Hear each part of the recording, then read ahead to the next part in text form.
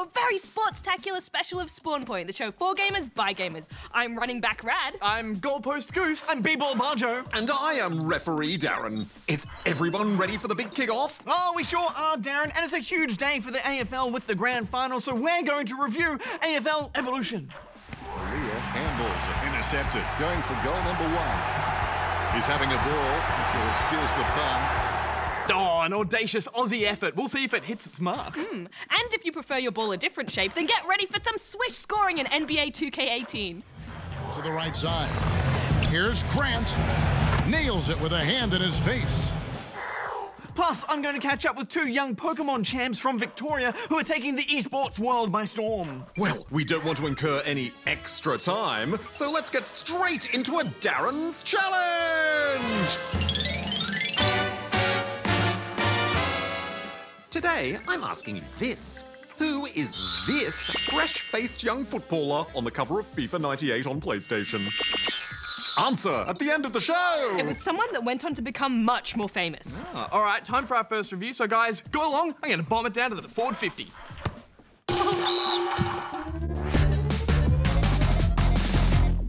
All right, guys, time to grab the pill and chuck a quick hand pass before snapping a torp from the 50 for a glorious 6-pointer on the siren. Are we still talking about the same sport? Footy! Footy!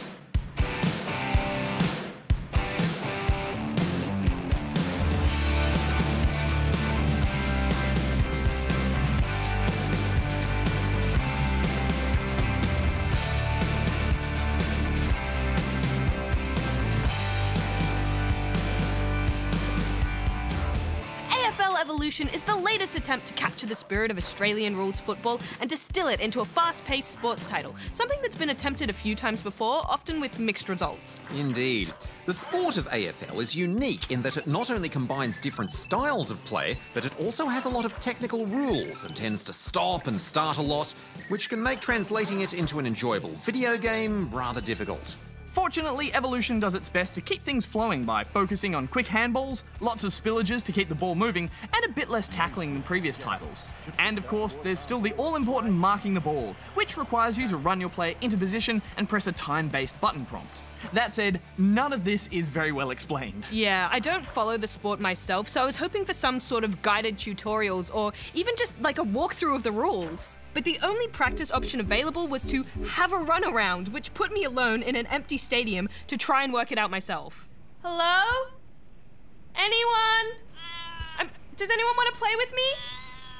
It was really depressing. Yeah, it seems like the only real way to get to grips with the game is to jump into a quick match. It's not exactly ideal, but it didn't take me too long before I had at least a basic understanding of the controls. Can he kick it from here, Richard? Most players at this level shouldn't have any trouble with this conversion. 40 metres from home. Get back in from this position.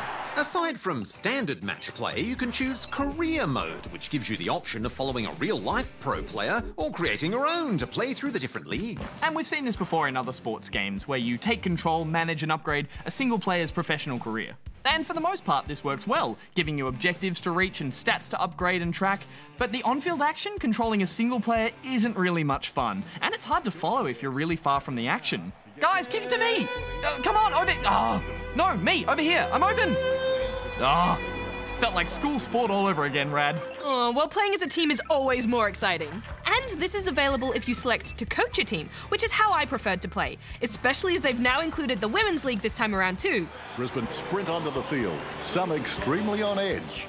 Yeah, go girls! Woo! You can also choose to simulate matches if you prefer to just deal with the management side of things, such as sponsorship, injuries and tribunal disputes. It's not really my thing, but I do know many AFL fans love poring over this stuff, so I'm glad it's all there. But guys, we've only covered the outer crust of this game, and I think we need to dig into the meat of this review and talk about the gameplay. Oh, well, just like a meat pie at the Footy Goose, once you take it back to your seat and have a bite, you realise that the whole thing is just a hot mess. Player movement is extremely wonky, which makes reading the field difficult. Kicks often don't go where you've aimed. And even with what I thought was perfect timing, many of my attempts to mark the ball would fail. So in the end, it felt more like sheer luck if I would end up with a grab. The football in the game. Jenkins. Well, sadly, Rad, I know exactly what you mean. It did feel good to string a few handballs together and make a successful run to the forward line, but more often than not, my plays would end up shut down by an inaccurate kick or an overly contested mark. which I guess is realistic when you look at a real-life match of AFL, but it still feels awkward to play in video game form, and far less satisfying than, say, in a match of soccer, for example. Well, this game was made by a smaller studio that only releases AFL games every few years, so it's not exactly fair to compare it with other annual franchises such as FIFA or Madden, who have had many iterations to work out the kinks. That's true, Darren, and I don't want to sound like we're being too harsh on this. But even once you get past the gameplay flaws, you're still left with something that looks and sounds like a last-gen game. Here's the thumb, Watt getting his first. The first goal for Melbourne. Watts has the passion for this game. Maybe even the generation before that. Ooh, tough call. Umpire Daz? I'll allow it. Here we go. It's the Western Bulldogs versus Melbourne. Whack. Have that, mate. I think it would be hard to recommend this to anyone who isn't an absolute die-hard footy fan, wouldn't you say, Goose? Yeah, spot on, Rad. I mean, I had a blast seeing my beloved D's have a kick around the Port Melbourne Oval while Dennis Committee rambled on in the background. St Kilda, woeful. More gaps in their team than a 7-year-old smile. But at no point, I think, was I actually enjoying playing the game itself. At best, this is a fun couch multiplayer game with other footy fans, but I still think AFL has a long way to evolve yet if it wants to be taken seriously as a modern sports sim. So I'm giving it 2 out of 5 rubber chickens. Sadly, I still know just as little about AFL as before I played this game, which is a real shame because I was hoping it could teach me something. I'm giving it 1.5 out of 5 rubber chickens. So tell me again what a ruck is. Well, the ruck takes the bounce of the ball up from the centre circle. The center is the middle. Yeah. 20 years ago, gamers stepped into Professor Oak's lab to pick their starter Pokemon for the first time. Since then, millions of gamers around the world have wanted to become the ultimate Pokemon champion. But the only way to do that is to attend the invite-only eSport event in Anaheim, USA. I'm about to meet 2 brothers who are going to do just that. Now, where are they? I think I saw them in the tall grass over here somewhere.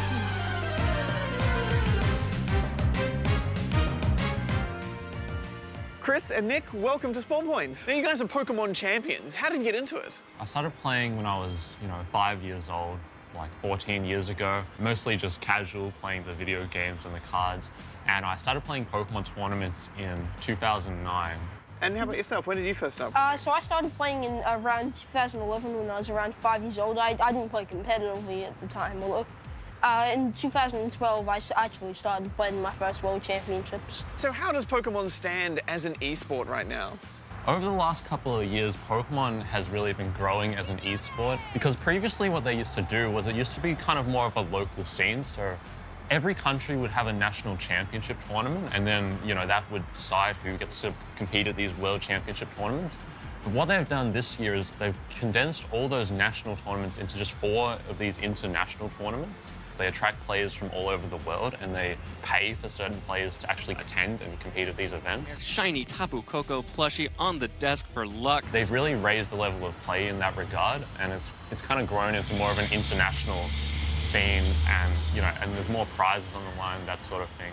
So what advice would you give to a new Pokemon player who maybe wants to get into competing? You want to start off small, so go to local events and try and win them, and so get to know your local community, and then after a while eventually go to more tournaments that are more competitive. Tell us about some of the competitions you guys have competed in and won. In the trading card game, my biggest achievement was being the world champion all the way back in 2011 in the senior division. This year, for video game, I actually won my tournaments for the first time, so I've now won 2 regional championships and the recent North American International Championships. Christopher Can of Australia completes the sweep. My main achievements for Pokemon are the 3 international championships I've won during this year, and I also won a regional championships this year. When you play each other, who wins generally? I don't think we want to get too deep into this. We've had our dark times. We've had some rough moments between us over the years, so it's probably pretty even, honestly. Where does the strategy lie in competitive Pokemon? There's kind of 2 elements. The first is team building, so you have to build a good team that can deal with almost anything that it plays against. There's so many good Pokemon going around, and the combinations, you have to try and cover everything. It can be really complicated sometimes. And then there's also the in-game element where you have to kind of just outplay your opponent, make the right predictions, and make the right moves, essentially. But also Hariyama out here threatening the fake-out pressure on both of these Pokemon. When building a team, I mainly look at like the main Pokemon getting used in the metagame currently, and so I build accordingly to be able to beat those Pokemon. How confident are you guys about the next competition?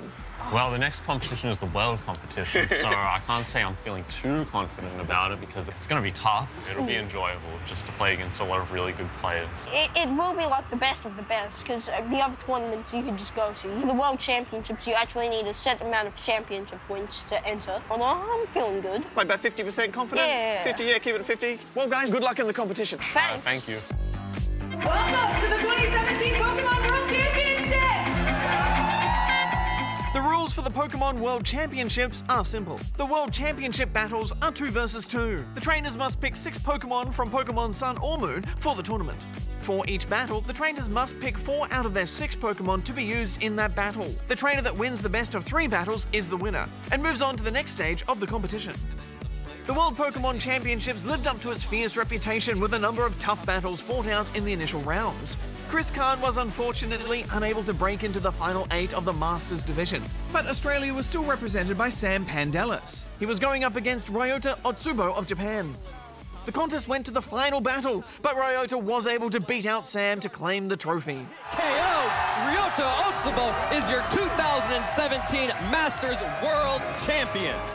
In the juniors, Nick Kahn had fought his way through to the championship match. Please welcome Nick Kahn! He's been competing in the World Championships for so long, but this is actually his first time in the top cut. He will be facing off against Thomas Serrano of Spain for the World Championship. And Snorlax gets chipped away, but is Snorlax going to be able to move here?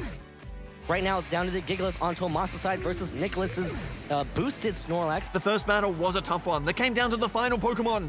Nick managed to fight back to be 1 battle away from the world title. Oh, the high horsepower connects! And Nicholas Kahn gets the Game 1 win. That Earthquake is going to go ahead and knock out the Hariyama. As the second battle kicked off, Nick used all the skill and knowledge that had won him 3 of the 4 international championships to dominate his opponent and win the match to become the World Pokemon Champion! It does get the Chaos Celesteela, and Nicholas Kahn is your 2017 Pokemon video game World Champion in the Junior Division. Anything you want to say to Australia? I guess our country's the best.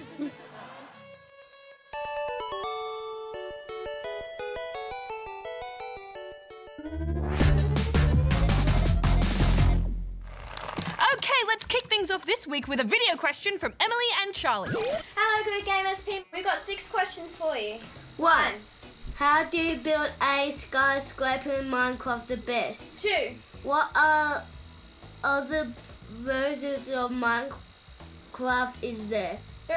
How are video games made? 4. What are the first video game made? 5. How do you get different levels in Mario Kart 8? 6. Darren, can you sing an opera? Bye, good game SP, thank you. Woo! Woo! Woo! Thank you so much for your questions, Emily and Charlie. So to answer question number 1, there's no real rules on how to build the best skyscraper in Minecraft. I'd say as long as you make it tall, then it'll be pretty good. I mean, the taller the better. Yeah. Well, I think there's a bit more to a good skyscraper than that, though, than just being tall. By that standard, a single tall stack of blocks would be a good skyscraper. I'd say being able to walk up it would be good too. So make it big enough for some staircases. I always like shiny skyscrapers that are covered in glass. Oh, that is true. I think a good skyscraper should be imposing and impressive. And there is a serious amount of skill to being a good architect and designing something like that. As for what Minecraft versions there are, well, there's heaps now. There's versions for PC and Mac, Windows 10, mobiles, Switch, 360, Xbox One, PS3, PS4, Wii U, Gear VR, the education version, and of course then there's the Telltale story mode games too. And I think that's all of them. Of course, some of them will be technically the same version when the Better Together update comes out. And As for how video games are made, well, it depends on the game. Usually a person, or often a team of people, will come together with an idea for a game, and then bring it to life using either their own code and art that they make from scratch, or by using pre-existing game engines and game-making tools. Yeah, most big developers have various teams of programmers, designers, and artists. In fact, we have a series called Learn Excursions, where we go around and we look at the different roles within the gaming industry, so keep an eye out for them on the ABC Me app to learn a bit more about what each role does. As for the first game ever made, well, I think I'll have to phone a friend on that to double check. A little robot friend? Little robot friend? Hello, Darren speaking. Hey Darren, we were wondering, what was the very first video game ever made?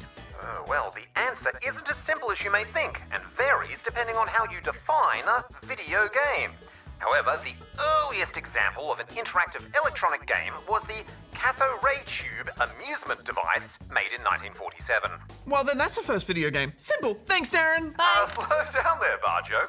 Many argue that since it didn't actually run on computer hardware and code, it doesn't fit the definition of a true video game.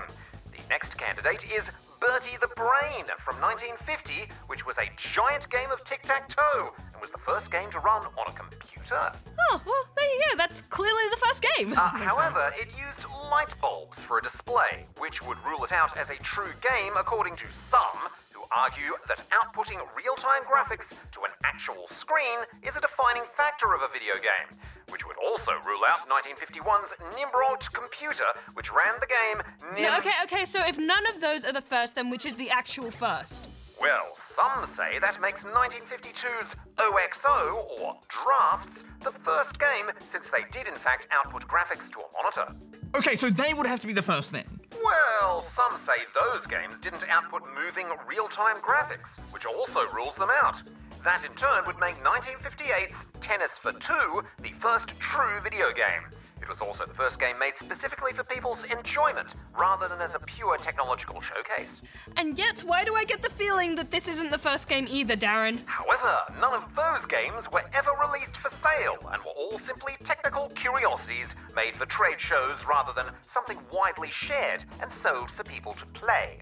So 1962's Space War has the honour of being the first game to be played on multiple machines, going on to also become the first arcade machine and the first commercially available video game, although it was known as Computer Space at that point.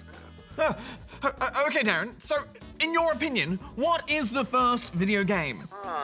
Well, while any of those have varying degrees of claim to the title, the cathode ray amusement device was an interactive electronic game played on a screen, so I'm inclined to give it the title. That was the first one! We went off! That was the first one that you said! Well, there you go, Emily and Charlie. Thanks for that extremely thorough answer, Darren. But don't leave just yet. I'm just gonna put you on hold because we're gonna need you in a second, okay? Oh, no problem. Hold. I'll do the music. Take over. All right, as for question 5, well, the only way to get new levels in Mario Kart 8 is to buy the DLC packs. Or if you get the game on Switch, then that version comes with all the DLC included. I don't think there are any plans for any new maps and courses, though. We'll have to wait for a brand new Mario Kart for that. Oh, take over. And finally, let's see if we can get Darren to sing that opera for you. Hey, Darren! Are you still there? Okay, so we have a request from a spawnling here who wants to know if you can sing opera. I'd be delighted to. Do they have a specific opera in mind? I think you're free to choose, Darren. Well, I've actually been working on my own version of Le Donna e Mobile, which I've called La Nuba e Lasere. Oh, well, all right. Take it away, Darren.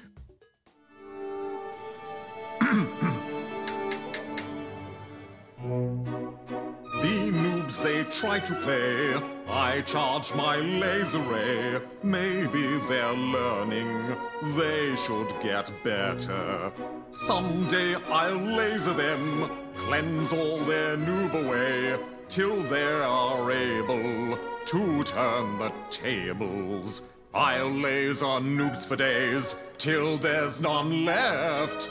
I'll laser noobs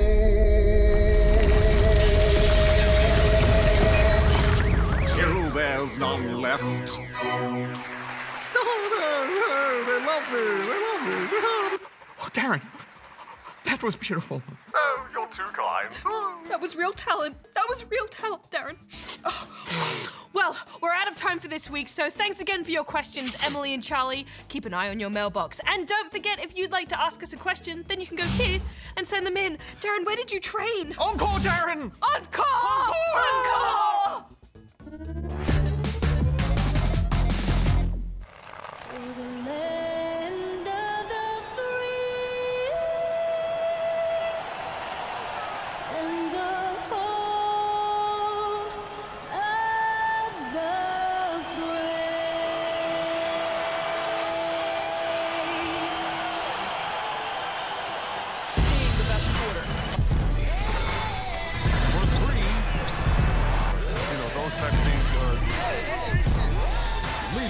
They just exploded in the second quarter. Catch up. NBA 2K18 is a big basketball game with loads of modes and deep customization and simulation settings. In fact, it's one of the most sophisticated sports sims out there. Absolutely. This is one exciting game to play and watch. It's flashy, the dynamic commentary is incredible, and the matches are frantic and fast-paced. And every time you work hard and take a shot and it goes in, the feeling is so sweet. And if you know the different basketball teams, commentators, and especially the players, you'll revel in the attention to detail that has gone into this. Here's Counts, and it's sent back by O'Neal. Oh, it's truly a superb human and ball simulator. Yeah, Darren, I was so impressed with the player likenesses. And the way they all bump into each other on the court, known as collision detection, is sophisticated and realistic. This game gets an outing every year, and they appear to have eliminated some of the more awkward animation from last year's game too, where players would do strange things that you just didn't want them to do. Now it all feels pretty good as you dribble, pass, switch players, and go for shots. I did get a lot of fouls though. Yeah, and if you don't know the rules of basketball already, you might struggle a little bit because the tutorial isn't great. But it does try to teach you some of the game's advanced mechanics, such as the Pro Stick, which lets you dribble and shoot using the right stick alone.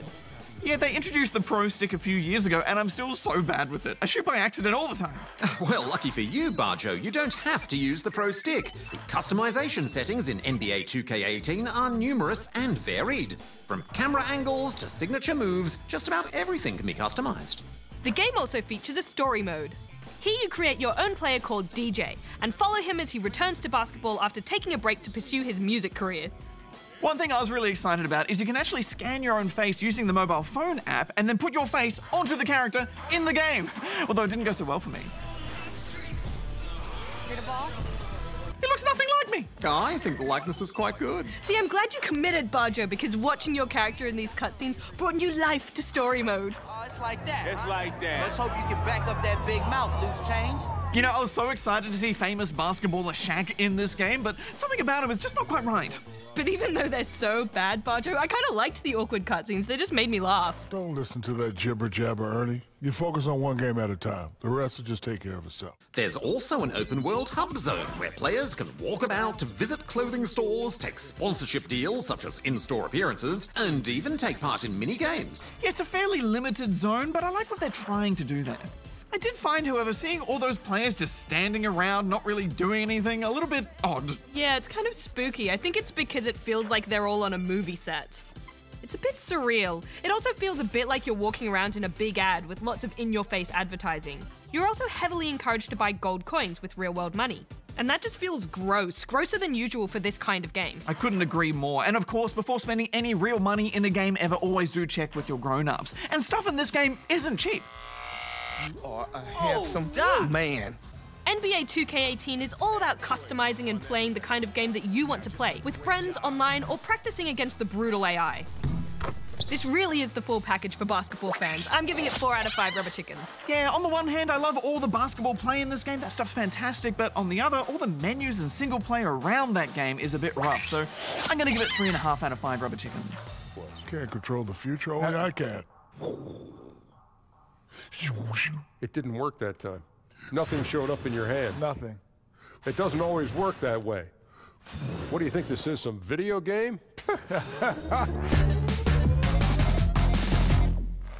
Well, that is full time, guys. Well played, everyone. It really was a show of two halves. Does that mean I can tell you the answer to my challenge? Oh, go on, Darren.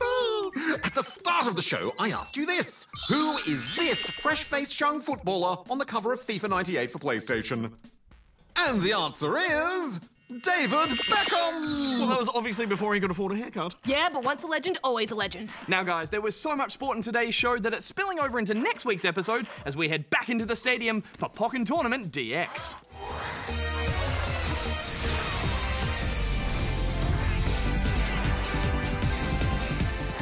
Plus, we check out the latest gem on mobile, Iron Marines.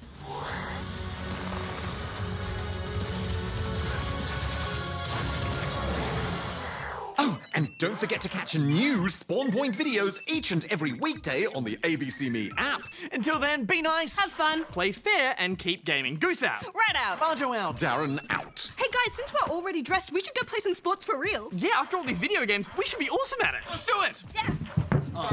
Sorry. Hang on. I'm sorry. Wait, no, is that my one? Sorry. Yeah. That's a foul. That's a noob card.